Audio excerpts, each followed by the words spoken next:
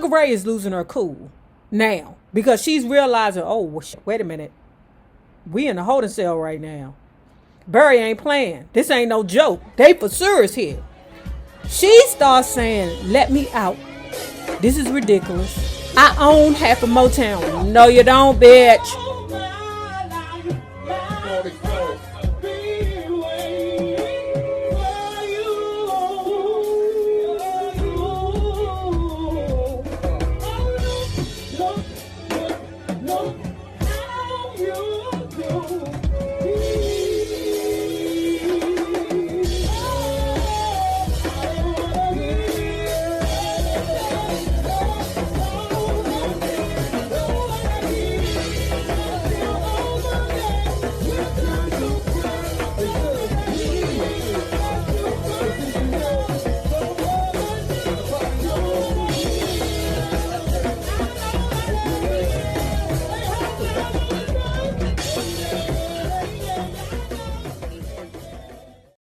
Hello there, love bugs. Hello there, Bellas.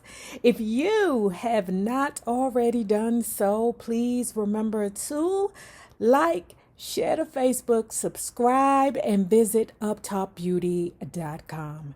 Today's looky is our gold heart earrings. I don't have them on, but I want you to see them. They are so cute.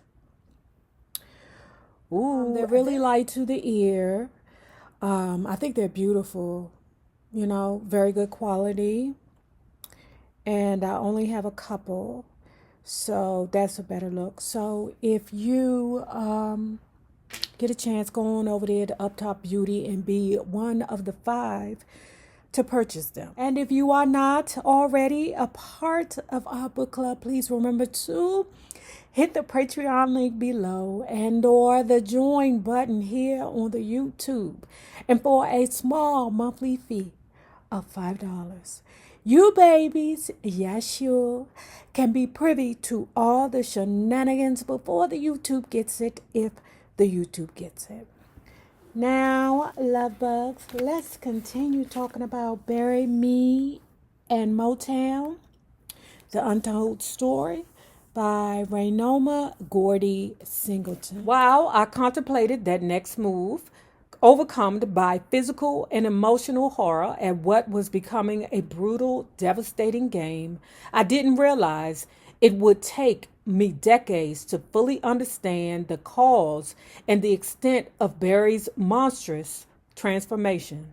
What I wouldn't be able to conceive until some 20 years had passed was that somehow Barry had twisted the story of what had happened to our marriage and our perfect partnership. Somehow Barry had convinced himself, or others had helped convince him, that I had abandoned him. For this imagined abandonment, I would be punished in ways that were beyond the comprehension of even the most insightful individuals. Only in retrospect would I be able to pinpoint this moment as the one where I caught the first glimpse of this frightening side of him. I told you, them damn Sagittarians, them motherfuckers can be killers. Okay, now I don't know if Barry the Gordy is a killer, but I mean, come on now. Ladies, let me ask you this question right quick, And I'm posing this question to you all because with men, when they hurt so much deeper than us. Okay. I mean, oh my God. Okay. That's how some of these women get, ended up in a river somewhere. Okay. Because they can't handle it. A lot of men, because they keep their emotions so bottled up, they don't express their correct emotion. It's like their fear comes out as hate and anger. That's why it be so many divorced men who be angry. You hear me? I mean, angry as hell. Okay, you mad at me because I decided to leave you because you cheated on me? I'm going to tell you something. My ex, the Texan, could not understand why I left him. Okay? In his mind, I had put up with so much of his disrespect and infidelities that he couldn't understand when I decided to leave. He was like, leave? What? No. In my mind, I'm thinking, why do you even want me to stay? Do you want me to keep staying with you so you can keep treating me like shit? Like, I'm lost, because I was beyond it at that point. There's no feeling like being beyond the pain. You know what I'm saying? When you finally get over it, when you finally wake up and be like, oh, this nigga ain't never going to change. So let me do what's best for me. And I don't mean crawling up underneath another man. I mean just doing what's best for you mentally. And I've said this before that, it just so happened that my YouTube started kicking off right around the time that me and the Texan were separating. Okay. So I didn't even have time for emotions when it came down to him because my survival was at stake. I didn't go back to him. He was like, what, girl? I'm telling you, I was in like, what? Wait a minute, hold on. You fucking with Keisha. You didn't, slept with a whole bunch of other bras along the way, but you can't keep your hands away from Keisha. Every time I turn around, your ass is creeping around there at Keisha's house. So why are you so worried about me? Go be with Keisha. Go be with her. I told y'all it's always with Keisha, but I just be men. Just I don't know, and they turn it into abandonment. When you decide to get yourself together and leave the ninja alone, they consider it abandonment because you've taken so much of their shit for so long. They're so messed up. But the truth about it is if you go back to them, they're going to treat you the same way. When I arrived at this solution, a part of me was adamantly opposed.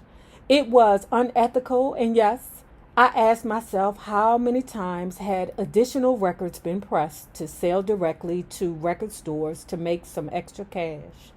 Bootlegging came with the territory in the music business. Bypassing distributors and artists and writers' royalties for direct payment to one individual was as routine as the sun coming up in the morning. Ed argued with me. I argued with myself. Mike had no acknowledgement of it.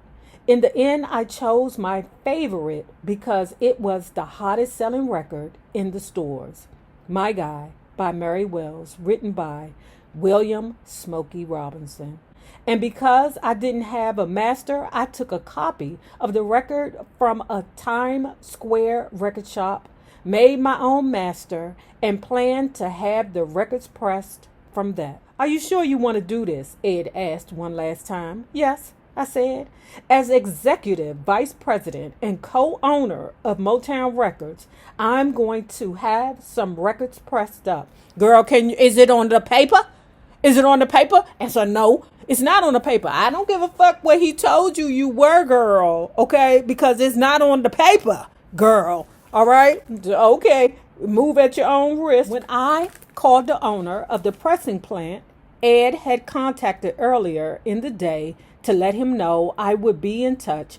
His receptionist asked, "Who's calling?" "This is Mrs. Barry Gordy, executive vice president with Motown." "I put him right on, Miss Gordy. I was to the point. I want 5,000 records pressed. I need them within the week, delivered to my office." That was that.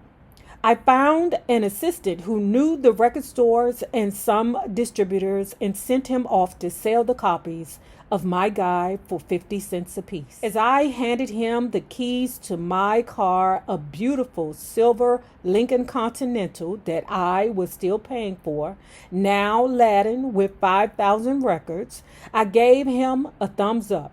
This was the hardest $2,000 I've ever made. Child, now she back in the office, okay? Her brother, Mike, girl, called back on the intercom speaker, phone thing and said, sister, it's two white men in here, okay? And they ain't here to talk business, okay? They here to talk a different kind of business, all right? They want to talk to you. Sugar Ray like, okay, send them up. Mrs. Gordy, yes, we're from the FBI. You are under arrest. He flashed his badge. 5 minutes earlier, it had been just a normal day. Within a few minutes, Ed was called in his office across the street to come over for questioning. When he arrived, he too was placed under arrest. And the two of us were taken away in their car. We rode through Midtown in silence. Okay, Sugar Ray and her dude Ed is in the car, right? Sugar Ray is like, wait. No. Okay, listen, this has got to be a Barry Gordy and Barney Alice caper, okay? So she's not worried because she feels like as soon as she called Barry, when she get down there for their phone call, she's going to be let go or they're going to be let go. Everything is going to be fine. This is what this girl believes in her heart. It would be a while before I would know what really happened that fateful day. Apparently, someone at a record store had spotted a very beautiful silver Lincoln Continental and thought Barney Alice would be interested to know just exactly what had been unloading from its truck. The car hadn't been hard to trace. Stop pacing, Ed was saying. Now, she in there, she pissed, She walking back and forth pacing. Ed sitting there quiet because he like, oh, Lord, I done got caught up with this bitch, okay? I love her kids, but I done got caught up in this bullshit. Damn it, okay? So they get down there, right? Now, Sugar Ray is losing her cool now because she's realizing, oh, well, shit, wait a minute. We in the holding cell right now. Barry ain't playing. This ain't no joke. They for serious here. She starts saying, let me out. This is ridiculous. I own half of Motown. No, you don't, bitch. I'm half owner of Motown. No, you're not. No, you're not, girlfriend. Remember when Gordy told you to go down there to the offices, to the building and get your name taken off of it? You obliged him. Do you remember that, Sugar Ray? That nigger is the devil. Without me, Barry would still be licking Nat Tarnpo's effing shoes. As soon as we make our phone calls, we'll be done with this punishment. Listen, Barry, I'm in jail. We've been in the tank an hour before they came to put us in the cells and let me make my one call. I know, Barry said. So get me out of here, I said. This is ridiculous. No, it's not ridiculous. Barry stated. You bootlegged my records, and that's where you belong. Why are you doing this to me? Because you're stupid?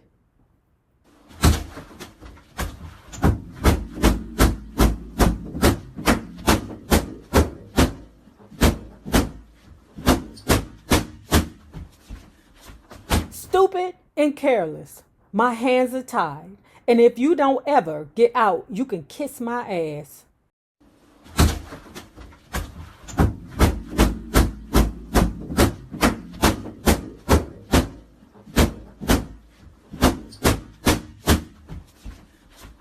Are you finished?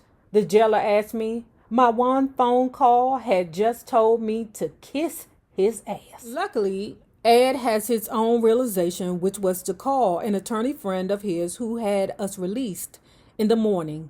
That night in jail felt like 20 years. Hello, Barney, I said, not surprised to see Barney Ellis standing in front of the office door that next morning. So look. Demons see each other. They see each other. They understand each other. They speak the same language. They fuck the same bitches. You know what I'm saying? They do all the same, thing. They there with it. Okay. So that next morning, when she went into the office, Barney was standing out front. Hey, girl. Hey, Sugar Ray, where you think you're going? Upstairs. Not upstairs, because we didn't put a padlock on the door. The office is going to be closed. Okay. We can go upstairs and get your stuff. But I'll be standing right there, okay? So you won't be able to take nothing else, okay? So as of right now, the New York office is shut down. Demons see each other. They know each other. They fuck the same bitches, okay? That's all I'm saying, okay? That's why Barry the Gordy chose Barney Ellis, okay? Because they all speak devil. The Cold War had begun. I was summoned to Detroit. I don't know why. He just told you he can't help you. I wouldn't have went down there. He could kiss my ass. If he want me there, he can send me, my boyfriend, and everybody else first class tickets. I'll get there on your dime. stay at a hotel, suck up all the wine, everything. Make a couple of phone calls to his crazy girlfriend / baby mother. Ed and I and our attorney, Halsey Cohen, sat down in a meeting room from which Barry was notably absent. In his stead were Barney Ellis, George Schiffer, and the Novak brothers. Do you understand your options? One of the Novaks asked. Yes, I think so, I answered. Fine, said the other Novak. You have 48 hours.